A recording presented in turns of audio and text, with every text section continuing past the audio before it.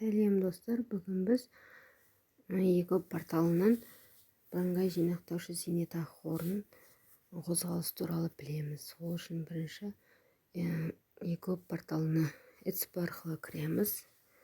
Кіру үшін аудс батырмасын таңдаймыз.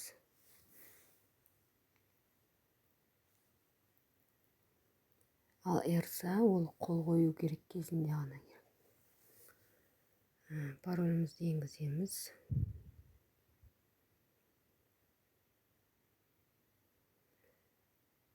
Бірінші бетте әлеуметтік қамтамасыз ету, қазақшаға аударып алсаңыздар егер,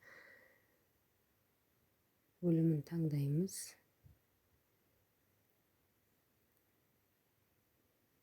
Және осы жерде көптеген қызмет түрлері бар. Толық көрсету деп басамыз. Осы жерде бірыңғай жинақтаушы зейнетақы қорынан міндетті зейнетақы жарналары деген бөлімді таңдап аламыз.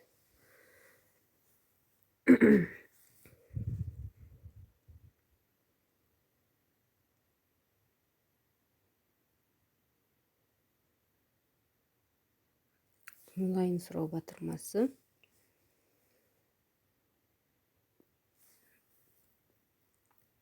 Және бұл жерде кезең таңдаймыз. Соңғы 6 айға деп сұрайды кей жерде.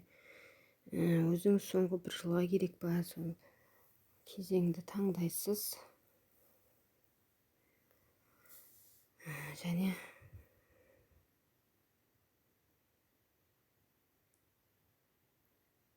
мен мысалы соңғы 6 айға қарадым.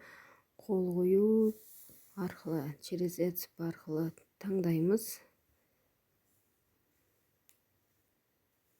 Енді осы жерде екінші РСА деген ETSP ключ арқылы қол қоямыз.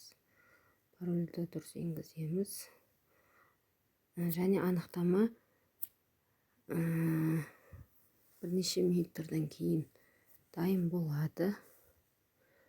Оны көп күткіңіз келмесе, личный кабинеттен дайын болған кезде қарап алуға болады.